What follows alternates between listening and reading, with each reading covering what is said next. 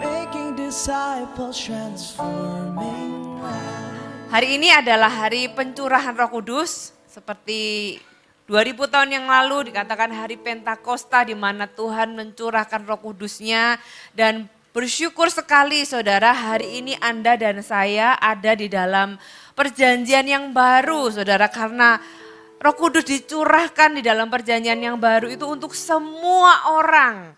Saudara, tidak ada satupun kecuali, tidak ada satupun orang yang dikecualikan oleh Tuhan, tidak ada satupun orang itu yang dipilih-pilih gitu ya, sehingga dia nggak dapat Roh Kudus. Tapi Tuhan bilang Tuhan mencurahkan semuanya.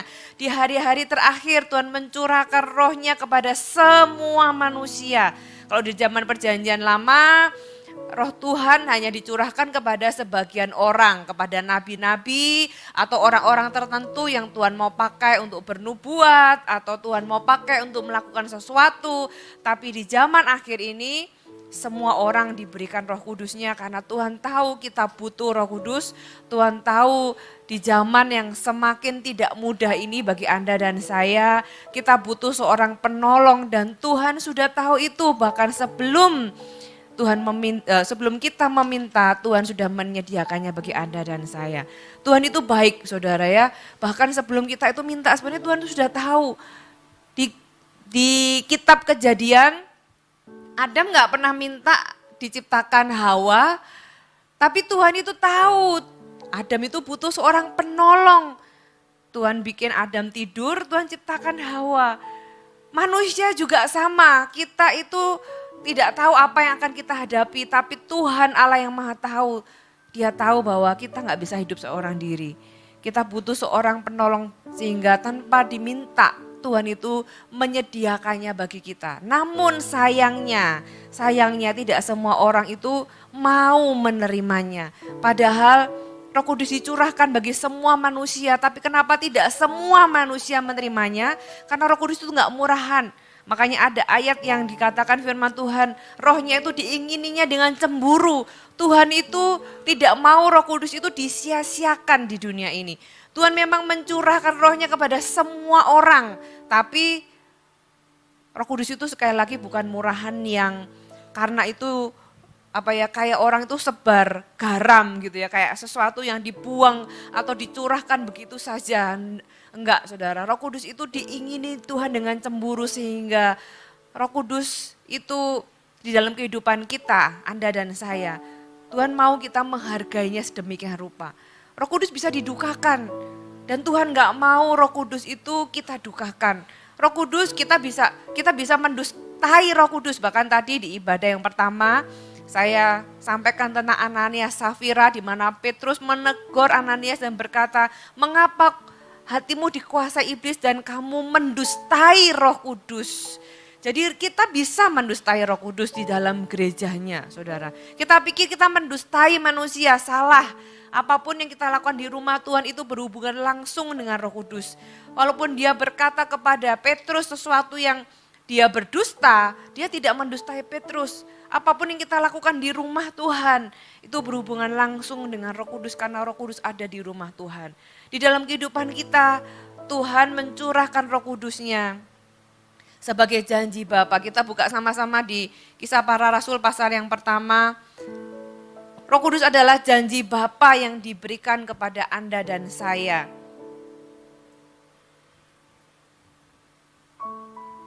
Ya, Kejadian pasal yang pertama ayat yang ketiga dan sampai ayat yang kelima. Kepada mereka ia atau Yesus menunjukkan dirinya setelah penderitaannya selesai dan dengan banyak tanda ia membuktikan bahwa ia hidup. Sebab selama 40 hari ia berulang-ulang menampakkan diri dan berbicara kepada mereka tentang kerajaan Allah. Pada suatu hari ia makan bersama-sama dengan mereka. Ia melarang mereka meninggalkan Yerusalem dan menyuruh mereka tinggal di situ menantikan janji Bapa. Demikian katanya, "Telah kamu dengar daripadaku, sebab Yohanes membaptis dengan air, tetapi tidak lama lagi kamu akan dibaptis dengan Roh Kudus." Tuhan mau mereka menanti-nantikan dan bukan hanya pada waktu itu. Makanya Tuhan gak bilang, Tuhan Allah yang Maha Tahu. Dia tahu Roh Kudus akan dicurahkan di hari yang ke-10.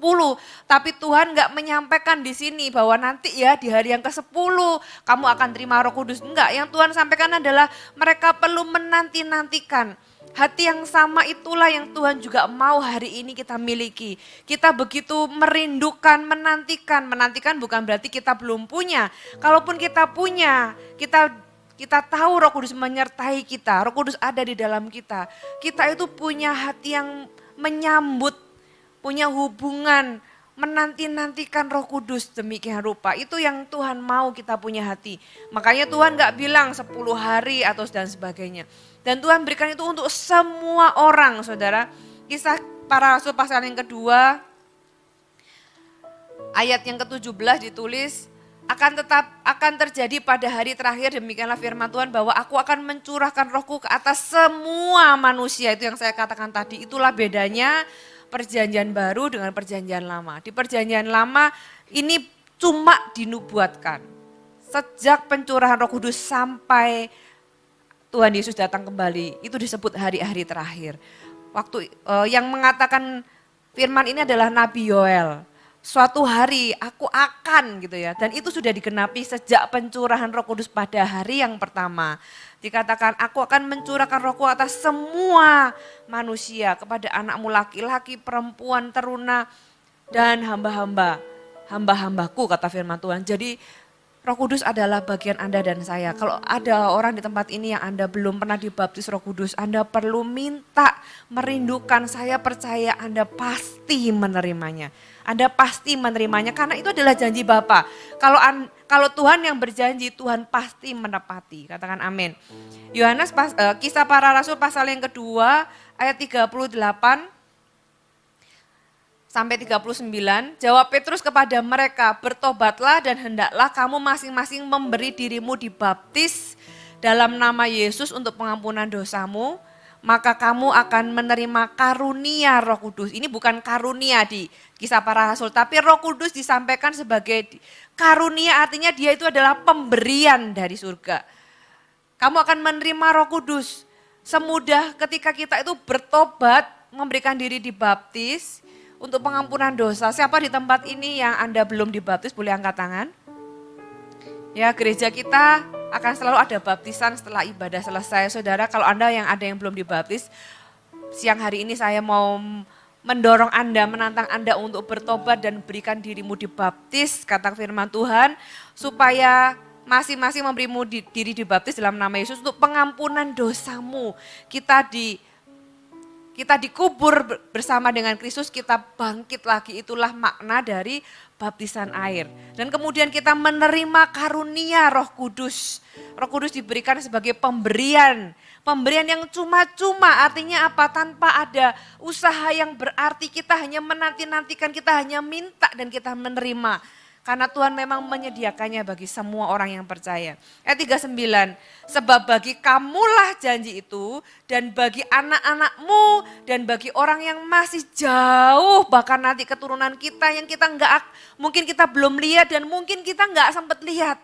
Bagi merekalah semua janji itu, yaitu Roh Kudus, yaitu sebanyak yang akan dipanggil oleh Tuhan Allah kita. Saudara, tadi pagi saya juga sampaikan bahwa saya percaya, gereja ini percaya bahwa firman Allah berkata Tuhan mencurahkan kepada anak-anak.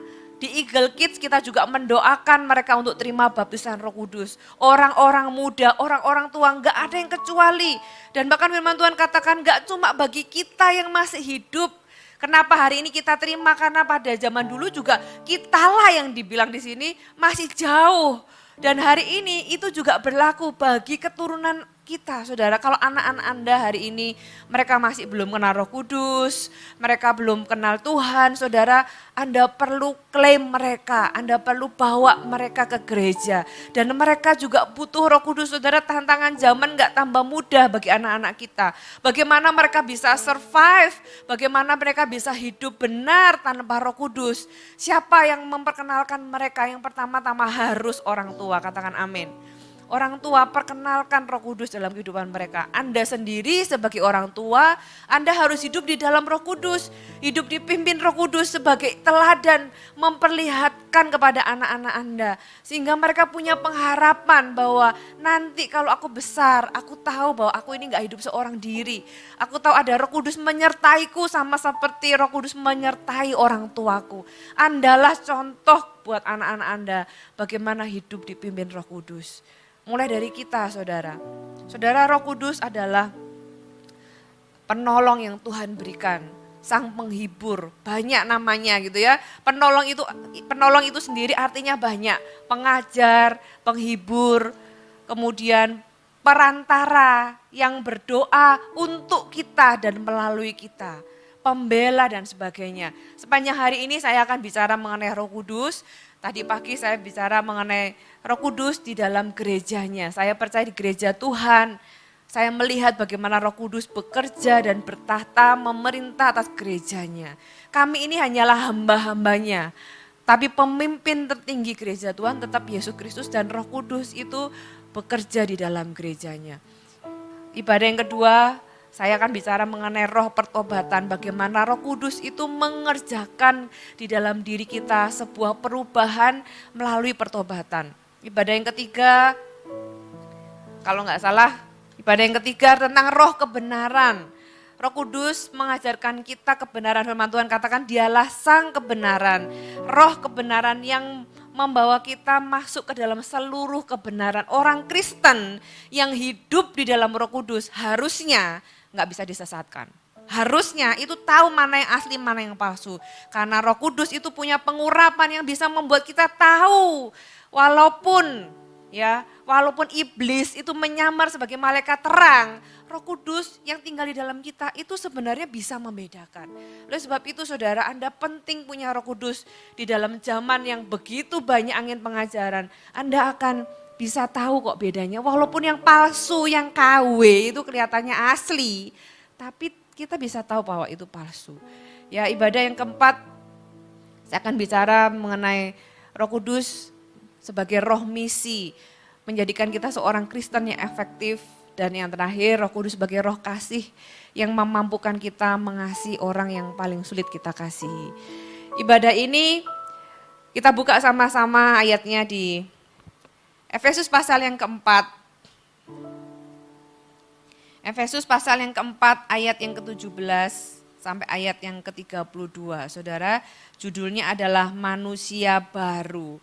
Saya percaya di dalam Kristus kita adalah ciptaan yang baru, katakan amin. Roh Kudus itu kalau ada di dalam hati kita, sejak kapan kita terima Roh Kudus? Kita terima Roh Kudus sejak kita terima Yesus. Kenapa? Karena tidak ada orang yang bisa mengaku Yesus adalah Tuhan kalau tidak dipimpin oleh Roh Kudus. Hatinya itu pasti ada Roh Kudus, kenapa dia itu akhirnya bisa mengaku Yesus adalah Tuhan. Sejak kita mengaku Yesus adalah Tuhan, Roh Kudus tinggal di dalam kita. Tapi tidak semua orang bergaul dengan Roh Kudus seringkali walaupun Roh Kudus sudah dicurahkan ke dalam hati kita. Roh Kudus itu mengerjakan perkara-perkara yang luar biasa di dalam diri kita. Ya, firman Tuhan katakan di Yohanes 16 bahwa Roh Kudus itu menginisiafkan manusia akan dosa. Saudara, yang membuat kita bisa sadar, oh iya ya aku ini berbuat dosa. Itu bukan karena akal budi kita, tapi Roh Kudus yang menginisiafkan kita. Oh iya ya aku berbuat salah. Bedanya Roh Kudus dengan iblis apa? Kalau Roh Kudus itu menginisiafkan kita akan dosa, ujungnya adalah pertobatan dan membuat kita kembali kepada Tuhan. Tapi kalau iblis, seolah-olah kalimatnya sama, kamu habis berbuat dosa. Tapi kalau iblis itu intimidasi. Kita tahu buahnya adalah membuat orang kita jauh dari Tuhan. Membuat kita semakin merasa enggak layak. Kita jadi enggak mau ke gereja, jadi takut, merasa tertolak dan sebagainya.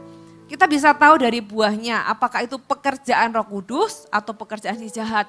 Kalau pekerjaan Roh Kudus itu menginisiafkan sama sakitnya. Kata firman Tuhan itu duka cita karena kebenaran. Kita diinisiafkan, kita berduka cita, aduh aku kok salah, aduh aku kok berbuat dosa, aduh aku kok menyakiti Tuhan. Tapi Roh Kudus itu ketika menginisiafkan, dia menarik kita kembali. Dia membuat kaki kita melangkah mendekat bukan menjauh. Tapi kalau iblis sama-sama berkata kamu sudah berbuat dosa. Tapi membuat hati kita itu takut mendekat sama Tuhan. Seperti Adam dan Hawa, mereka bersembunyi. Mereka nggak mau ketemu Tuhan, mereka takut ketemu Tuhan. Tapi kalau Roh Kudus membuat kita bertobat dan kembali kepada Tuhan. Efesus pasal yang keempat, ayat yang ke-17, kita baca pelan-pelan ayat demi ayat ya. Apa yang Roh Kudus kerjakan di dalam diri kita sebagai manusia yang baru. Roh Kudus itu membuat kita berubah. Kalau Anda punya Roh Kudus tapi hidup Anda nggak berubah, itu berarti ada yang dipertanyakan. Apakah Anda nggak mengizinkan Roh Kudus tinggal, atau mungkin Anda nggak sadar bahwa Anda punya Roh Kudus, atau mungkin Anda mengeraskan hati. Tapi Roh Kudus adalah roh pertobatan. Dialah yang membuat kita bisa bertobat dan merubah karakter kita. Ya, ayat 17, sebab itu kukatakan dan kutegaskan ini kepadamu di dalam Tuhan. Jangan hidup lagi sama seperti orang-orang yang tidak mengenal Allah, dengan pikirannya yang sia-sia dan pengertian yang gelap. Jauh dari hidup persekutuan dengan Allah karena kebodohan yang ada di dalam mereka dan karena kedegilan mereka. 2 ayat dulu, saudara. Di sini ditulis, jangan hidup lagi sama seperti. Kata sama lawan katanya berarti berbeda.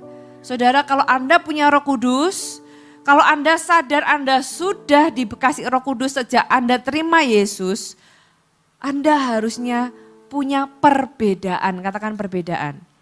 Kalau Anda sama dengan orang yang gak kenal Tuhan, apa signifikannya Roh Kudus dalam kehidupan Anda? Berarti kita sama dong, gak berguna Roh Kudus dalam kehidupan kita dikasih Tuhan. Tuhan bilang kita itu harus hidup berbeda, jangan hidup lagi sama seperti orang-orang yang gak kenal Tuhan. Apa yang ditulis di sini, orang-orang yang gak kenal Tuhan itu pikirannya sia-sia. Mereka itu memikirkan sesuatu yang cuma di bumi. Mereka memikirkan sesuatu yang sia-sia, yang gak ada hubungannya dengan hidup yang kekal. Mereka hanya memikirkan sesuatu yang bahkan gak cuma sia-sia, mungkin menyakiti hati Tuhan. Dan pengertian yang gelap. Oleh sebab itu saudara, Roh Kudus itu memperbarui pikiran kita. Pikiran yang sia-sia dan pikiran yang gelap itu untuk mereka yang gak punya Roh Kudus. Oleh sebab itu Roh Kudus, salah satu pekerjaan Roh Kudus yang dikerjakan dalam kehidupan kita adalah memperbarui pikiran kita. Oleh sebab itu saudara, setiap hari Anda perlu komitmen membaca Alkitab. Kenapa saya bilang demikian? Karena Roh Kudus adalah penulis Alkitab sendiri. Betapa indahnya ya kalau kita baca Alkitab dan kita libatkan Roh Kudus. Kadang-kadang kita nggak ngerti. Nah, kalau penulisnya itu Anda ajak sama-sama baca, ya Anda akan bisa mengerti maksudnya apa. Karena memang Tuhan katakan setiap tulisan yang ada di Alkitab ini diilhami oleh Roh Kudus. Dialah sang penulis dia adalah pengarang atau penulis dari Alkitab ini. Walaupun yang nulis manusia, tapi manusia itu diilhami oleh Roh Kudus. Saudara, itu yang memperbarui pikiran kita. Itu yang membuat pengertian kita yang gelap itu diterangi oleh firman Tuhan. Apa yang menerangi jalan kita adalah firman-Mu seperti pelita bagi kakiku, terang bagi jalanku. Gak heran kalau kita itu gelap pengertiannya gitu ya. Karena kita jarang baca firman. Ketika kita baca firman, ayo kita punya komitmen. Itu adalah salah satu cara kita membangun hubungan dengan Roh Kudus.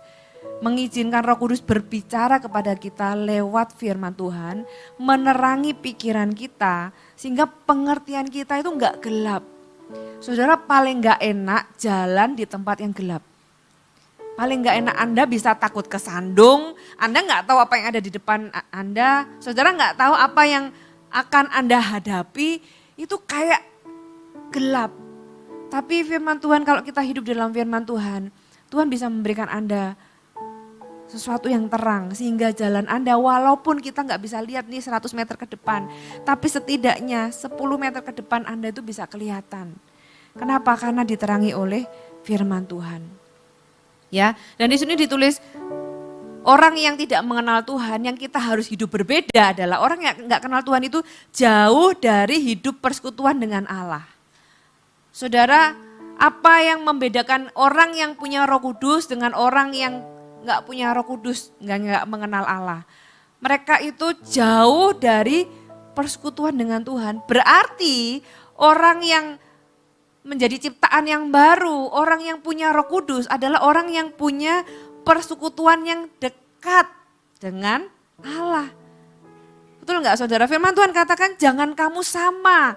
Mereka itu punya pikiran yang sia-sia. Kita yang punya Roh Kudus punya pikiran yang diterangi oleh firman Tuhan. Mereka yang nggak punya Roh Kudus, mereka itu hidup jauh, punya persekutuan yang jauh dengan Allah. Orang yang punya Roh Kudus harusnya punya persekutuan yang dekat dengan Allah. Firman Allah katakan kenapa mereka punya atau mereka tuh jauh dari hidup persekutuan dengan Allah. Alasannya gini, karena kebodohan yang ada di dalam mereka dan karena kedegilan hati mereka. Saudara, kebodohan manusia adalah ketika mereka merasa bisa hidup tanpa Tuhan. Itu kebodohan mereka. Mereka nggak merasa perlu Tuhan, makanya mereka menjauh dari persekutuan dengan Tuhan. Buat apa? Buat apa bersekutu dengan Tuhan? Aku nggak butuh Tuhan, itulah kebodohan manusia. Makanya Tuhan katakan karena kebodohan yang ada di dalam mereka dan karena kedegilan. Nah kalau kedegilan itu berarti keputusan.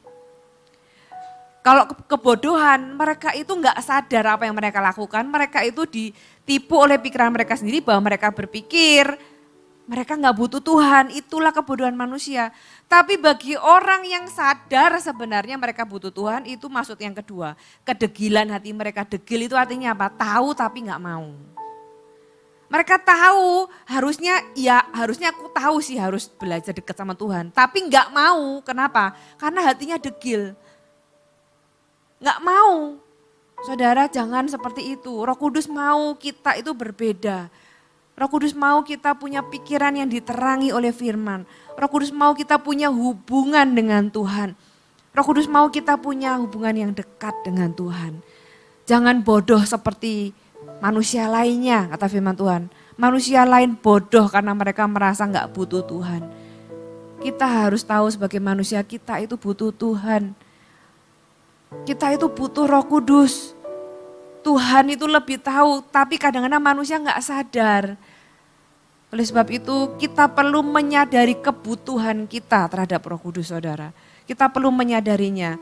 Kebutuhan itulah yang mendorong atau mendrive kita ya, menyetir kita, mendorong kita untuk mendekat kepada Tuhan. Karena kita tahu kita butuh Tuhan. Dan setiap kali kita diingatkan, jangan degil hatinya. Amin, jangan nggak mau tahu atau berkata tidak mau taat. Itu namanya kedegilan. Ya jadi perubahan yang pertama yang Tuhan mau terjadi dalam kehidupan kita adalah kita menjadi orang yang dekat dengan Tuhan. Menjadi orang yang berbeda dari orang-orang yang sekedar punya agama. Roh Kuduslah yang membuat kekristenan itu berbeda dengan agama lainnya. Karena agama lainnya sama seperti Kristen tanpa Roh Kudus yang punya aturan-aturan gitu ya, punya ritualnya. Tapi Roh Kuduslah yang memampukan kita untuk bisa hidup berbeda dengan mereka. Dan hidup berbeda adalah kita punya pikiran yang diterangi oleh firman, kita punya hubungan dekat dengan Tuhan. Berikutnya kita baca selanjutnya. Ayat 19, apa yang Tuhan kerjakan, perubahan apa yang Tuhan kerjakan. Perasaan mereka telah tumpul sehingga mereka menyerahkan diri kepada hawa nafsu dan mengerjakan dengan serakah segala macam kecemaran. Ayat 20, tetapi kamu bukan demikian. Kamu telah belajar mengenal Kristus karena kamu telah mendengar tentang Dia dan menerima pengajaran di dalam Dia menurut kebenaran yang nyata dalam Yesus. Saudara, Roh Kudus itu selalu membawa kita mengenal pribadi Yesus. Roh Kudus tidak pernah menarik kita kepada dirinya sendiri. Roh Kudus itu selalu membawa mata kita kepada Yesus. Itulah Roh Kudus. Nah, Roh Kudus dikatakan, firman Allah katakan gini loh, perasaan mereka yang nggak kenal Tuhan, mereka yang nggak punya Roh Kudus, atau mereka yang merasa nggak perlu Roh Kudus, perasaan mereka itu sudah tumpul sehingga mereka menyerahkan diri kepada hawa nafsu dan mengerjakan dengan serakah segala macam kecemaran. Udah cemar melakukannya dengan segala keserakan, bayangkan saudara. Saudara pernah nggak punya teman atau saya berharap ngomongnya teman aja ya di luar gereja, saya berharap di sini nggak ada. Tapi kalau ada ya firman Allah ini untuk Anda. Pernah nggak Anda ketemu sama orang yang melakukan sesuatu tapi nggak merasa bersalah lagi? Mereka itu melakukan sebuah dosa tapi kayak mereka itu mentertawakan sesuatu yang rohani misalnya. Tapi nggak punya perasaan bahwa itu sesuatu yang salah. Pernah punya lihat orang yang demikian? Mereka menghujat Tuhan tapi sambil ketawa-ketawa. Mereka melakukan sesuatu yang mereka melakukan berdosa tapi mereka melakukannya dengan bangga. Kenapa? Karena perasaannya sudah tumpul. Sudah nggak bisa lagi mengerti, nggak bisa lagi bisa merasakan bahwa itu mendukakan Tuhan.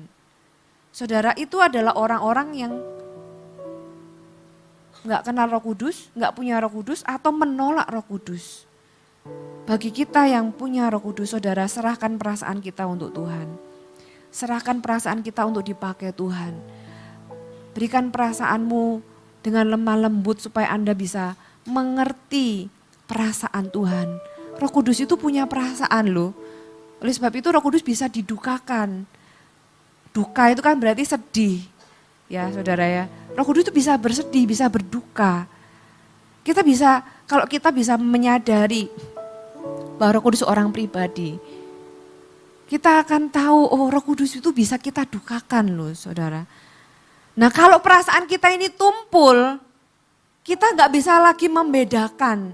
Kita nggak peduli lagi, bahkan melakukan segala kecemaran itu sudah nggak punya perasaan lagi saudara ya. Perasaan kita masih peka terhadap Roh Kudus saudara. Roh Kudus adalah seorang pribadi, dia bukanlah sekedar kekuatan, energi atau pengurapan. No. Dia memberikan pengurapan, dia memberikan kekuatan, dia memberikan energi untuk kita melakukan perkara-perkara luar biasa. Tapi dia sendiri adalah seorang pribadi. Dia memberikan karunia, tapi dia bukanlah istilahnya kayak barang itu sendiri. Tapi dia adalah pribadi yang menjadi sumber dari apapun yang bisa dia berikan ke dalam kehidupan Anda dan saya. Saudara, kita mesti belajar punya perasaan yang peka. Dimulai dari apa? Dimulai dari kita membangun hubungan dengan Tuhan, saudara. Membangun hubungan dengan Tuhan. Saya pribadi belajar dari hari ke hari membangun hubungan dengan Tuhan. Setiap pagi gitu ya, mungkin saya enggak setiap kali berlutut, tapi setiap pagi saya bangun di ranjang saya berbahasa roh pelan gitu. Kalau enggak biasanya kadang-kadang bangun tidur itu tiba-tiba muncul satu lagu pasti itu ada lagu yang nyanyi di hati saya itu ya. Setiap pagi lagunya bisa beda-beda. Nah yang lucu itu tanggal 10 Mei kemarin bangun tidur tiba-tiba lagu yang muncul di hati saya itu Happy Birthday. Saya bingung, Happy Birthday siapa yang ulang tahun hari ini? Saya enggak ulang tahun saya pikir. Tapi di dalam hati saya tuh nyanyi Happy Birthday to you gitu ya.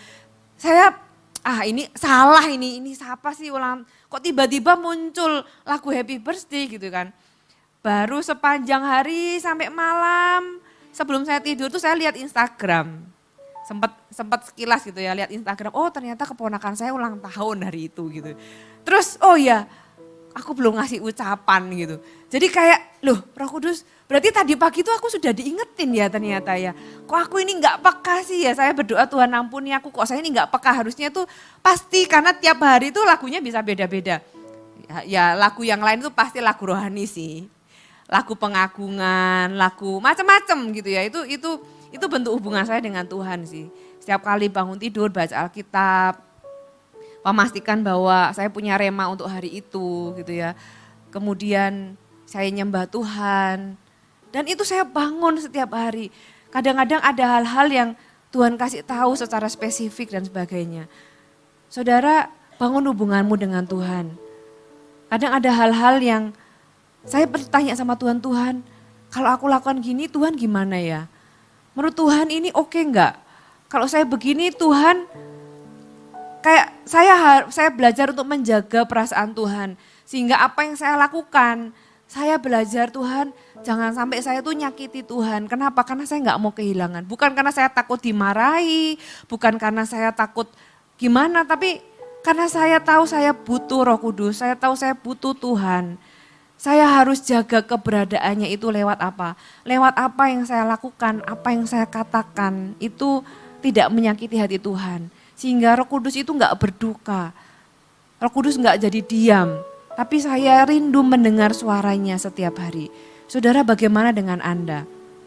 Jangan seperti orang yang enggak kenal Tuhan, yang perasaan mereka tumpul, sehingga ketika mereka berbuat dosa, mereka tuh bahkan gak punya perasaan bersalah gitu. Roh Kudus sampai gak bisa ngomong lagi. Atau karena memang hati mereka tertutup oleh Roh Kudus. Tapi bagi Anda yang Anda tahu di dalam Kristus, Anda punya Roh Kudus, buka hati Anda, serahkan perasaan Anda supaya Anda juga bisa mengerti perasaan Roh Kudus. Amin.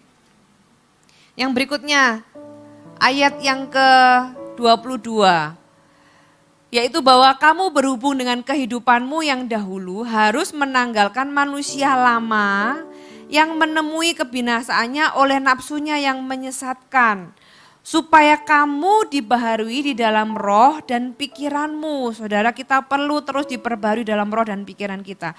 Dan mengenakan manusia baru yang telah diciptakan menurut kehendak Allah di dalam kebenaran dan kekudusan yang sesungguhnya. Karena kita itu terus diperbaharui di dalam roh dan pikiran kita oleh Roh Kudus, karena itu kita harus berubah di dalam area ini. Buanglah dusta dan berkatalah benar seorang kepada yang lain, karena kita adalah sesama anggota. Ya, salah satu yang harus berubah, yang Tuhan kerjakan, Roh Kudus kerjakan ketika Dia memperbaharui pikiran dan roh kita adalah mulut kita harus berubah. Perubahan dimulai dari sesuatu yang kelihatan tentunya ya. Mulut kita harus berubah. Kalau dulu kita itu bohong itu kayak gampang gitu. Roh Kudus membuat kita menjadi orang yang jujur. Lebih baik terima konsekuensi tapi jujur daripada seolah-olah kita bisa escape atau melarikan diri dari konsekuensi dengan kita berbohong. Itu menipu diri sendiri. Saya beritahu Anda, tidak ada orang di muka bumi ini yang bisa lolos dari konsekuensi. Gak ada. Kalau kita berpikir bahwa dengan kita berbohong, kita bisa lolos dari konsekuensi tertentu, Anda menipu diri Anda sendiri. Itu kebohongan yang iblis itu suka sampaikan kepada manusia. Gak apa-apa berbohong, yang penting gak ketahuan. Saudara, mana ada di dunia ini yang gak ketahuan? Orang lain gak tahu, emang Tuhan gak tahu. Dan kalau Tuhan itu tahu, Tuhan itu akan pastikan kita pasti terima konsekuensinya. Itu aja. Hidup itu sederhana kok di dalam Tuhan. Kalau kita tahu bahwa Dia Allah yang Maha Tahu, kita akan jaga hidup baik-baik. Udah. Lebih baik jujur saya terima konsekuensi daripada saya seolah-olah bisa lari dari konsekuensi. Padahal gak pernah manusia itu bisa lari dari konsekuensi. Firman Allah katakan kok kita itu akan menerima apapun reward ataupun baik maupun buruk dari apa yang kita lakukan. Lebih baik saya terima di dunia ini konsekuensinya dan saya itu ya kalau itu membuat saya bertobat itu lebih baik. Saya lebih baik sakit karena kesalahan tapi saya jujur dan terima konsekuensinya. Itu membuat saya jadi orang lebih baik. Saudara, berubah di dalam perkataan kita. Ya karakter kita, orang berdusta itu orangnya enggak jujur. Tapi orang yang berani berkata jujur itu yang diubah karakternya yang keluar lewat mulutnya. Saudara, adakah saudara itu menjadi orang yang kalau bohong itu gampang? Saudara, mulai hari ini izinkan Roh Kudus mengubah itu dalam kehidupanmu. Jadilah orang yang tidak berdusta. Firman Tuhan katakan, buanglah dusta. Sesuatu yang ada di hidup kita yang kita itu harus buang. Berarti ada sisi keputusan kita untuk kita mau melakukannya. Bukan tiba-tiba minta Roh Kudus buang. Enggak, Roh Kudus itu bedanya dengan iblis apa? Kalau iblis itu merasuki. Iblis itu merasuki sehingga orang itu bahkan tidak bisa mengontrol bahkan tubuhnya sendiri. Pernah Anda lihat orang kerasukan? Ya, suaranya berubah. Kadang dia nggak bisa mengontrol tubuhnya sendiri. Tapi kalau Roh Kudus nggak pernah merasuki. Anda nggak pernah bisa lihat Roh Kudus merasuki. Roh Kudus itu adalah Allah kita. Allah kita Tritunggal adalah Allah yang gentle. Saudara perhatikan, Yesus itu mengetok pintu. Yesus itu walaupun dia berhak masuk ke semua ruangan, dia itu mengetok pintu saudara. Dia adalah Allah yang gentle. Dia menghargai Anda dan saya. Dia punya hak masuk ke semua ruangan hati kita misalnya gitu ya. Dia tetap mengetok pintu sampai kita bukakan dia masuk. Roh Kudus juga, Roh Kudus dicurahkan kepada semua orang. Tapi kalau ada orang-orang yang gak mau menerimanya, Tuhan juga gak akan maksa. Di dalam kehidupan kita, Roh Kudus mengerjakan sesuatu dalam kehidupan kita, tapi butuh kerjasama dari kita untuk kita memutuskan untuk mau diajak kerjasama. Yang membuang dusta, ini bukan Roh Kudus, tapi kita yang tahu bahwa itu sesuatu yang gak berkenan sama Tuhan, kita yang buang dusta itu. Ya, perubahan itu adalah kerjasama dari Roh Kudus mengerjakan dan kita menaatinya. Itulah Roh Kudus. Allah kita adalah Allah yang gentle. Dia bukan Allah yang yang merasuki, yang membuat kita tuh nggak bisa kontrol diri kita sendiri.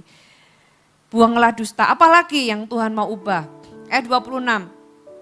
Apabila kamu menjadi marah, janganlah kamu berbuat dosa.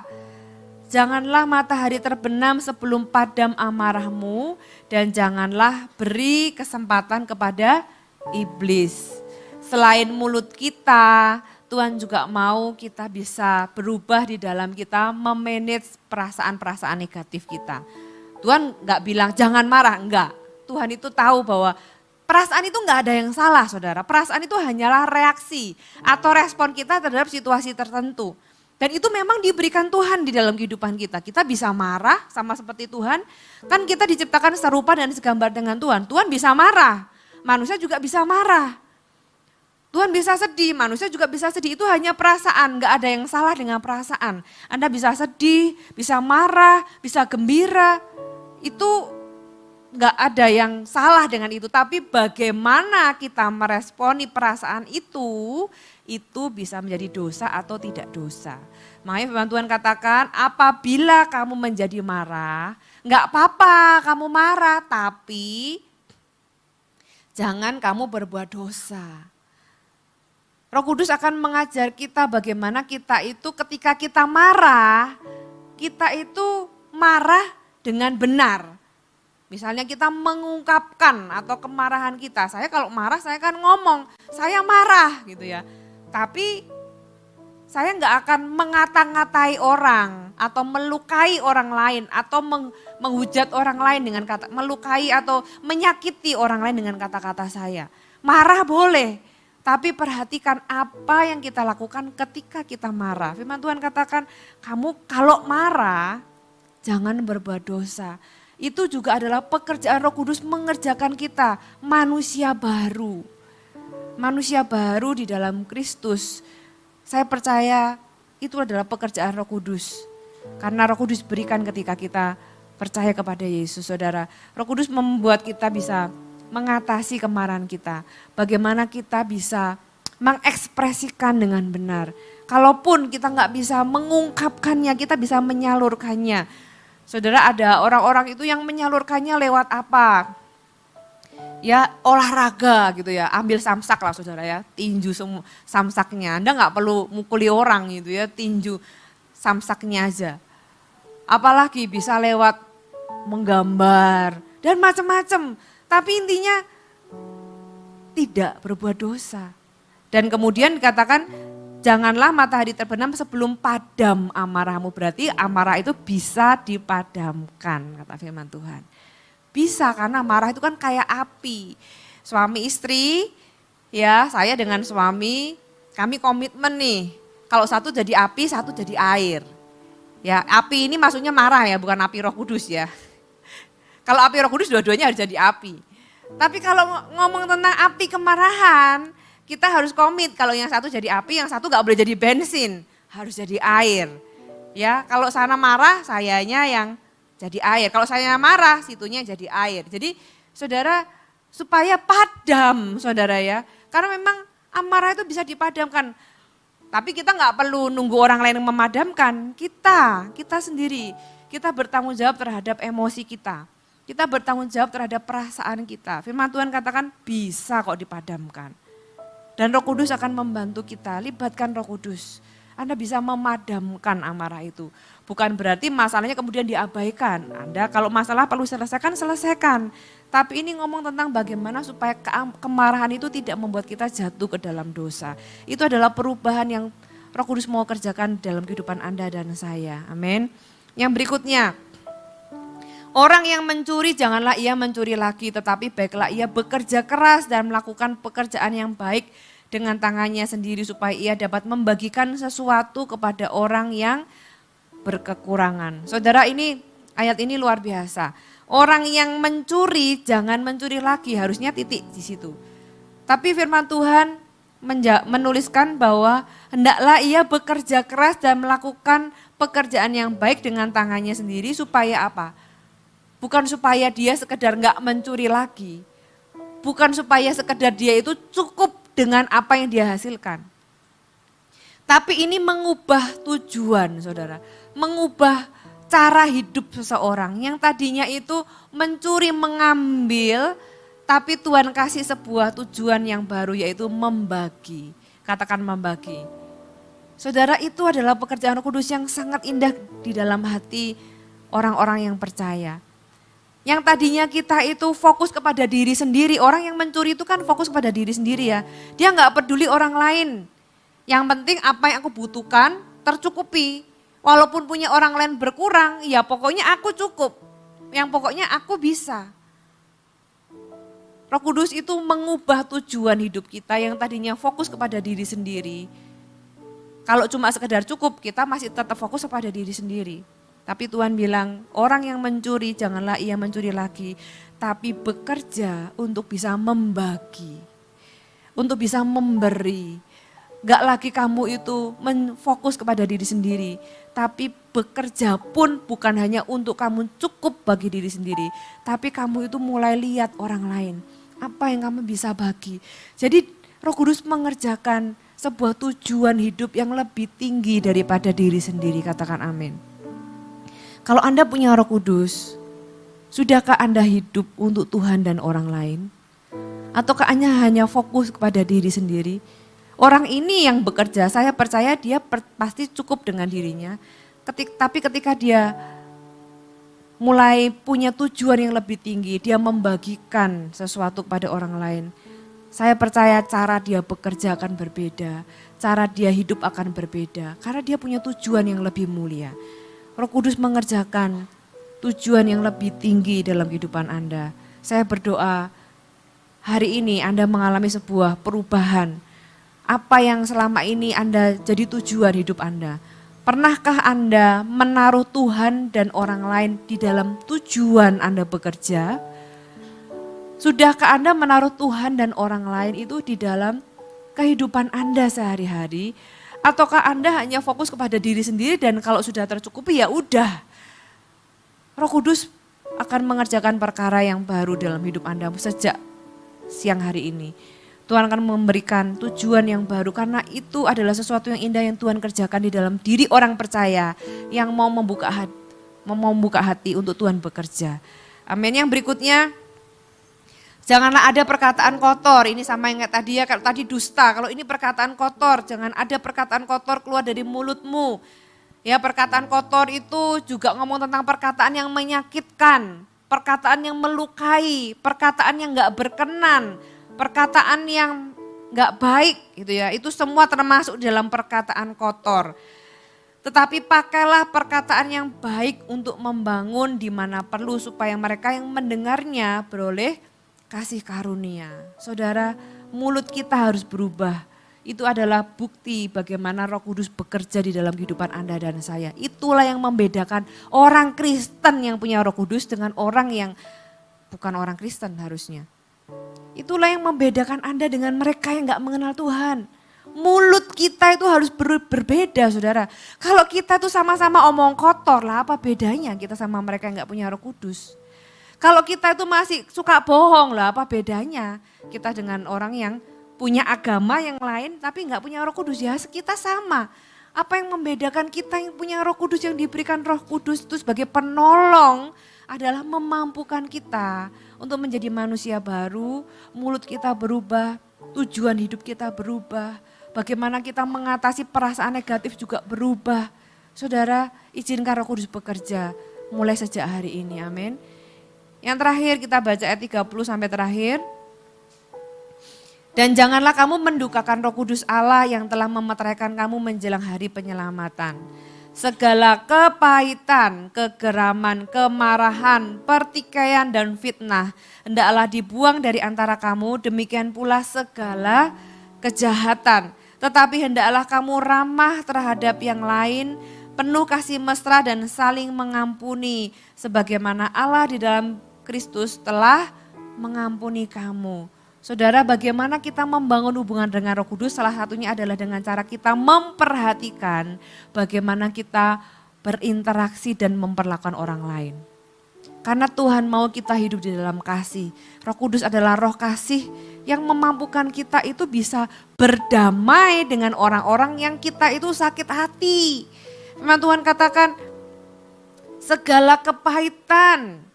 Pahit itu berarti sesuatu yang dalam, pasti sakitnya itu sakit banget sampai pahit.